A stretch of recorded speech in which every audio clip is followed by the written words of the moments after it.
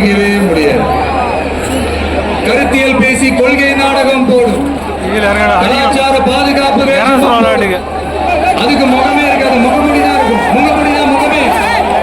இப்படி முகமூடி கரப்ஷன் கபடதாரிகள் தான் இப்ப நம்ம கூடவே இருந்துகிட்டு இப்போ இங்க நம்மள ஆண்டுகிட்டு இருக்காங்க. எஸ், ஐ ரிப்பீட்,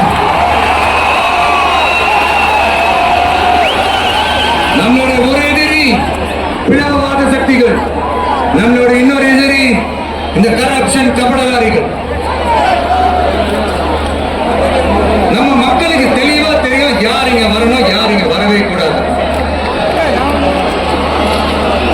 ஏன்னா இந்த மதச்சார்பின்மை பேசுற தமிழ்நாட்டு மண் பெரியார், அண்ணா, பெருந்தலைவர் காமராஜர், வேலு நாச்சியார், அஞ்சலி அம்மா எல்லாம் பிறந்த மண். இங்க இந்து முஸ்லிம் கிறிஸ்துவர்கள் எல்லாம் அவங்க வழிபாட்டு தலங்களை வாழ்க்கை முறையில் மட்டும்தான் இருக்கும். ஆனா ஒட்டுமொத்தமா தமிழ்நாடு வந்துட்டா ஒற்றுமையை காட்டணும்னு வந்துட்டா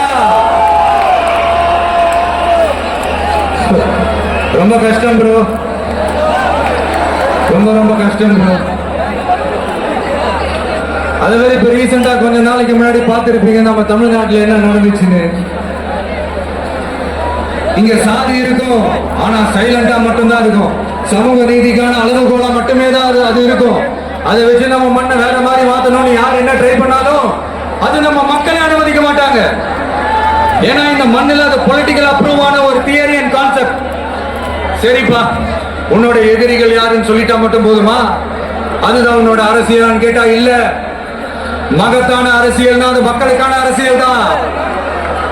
மக்களோட மக்களா, அவங்கள ஒருத்தனா, அவங்களுக்கான ஒருத்தனா எப்பவும்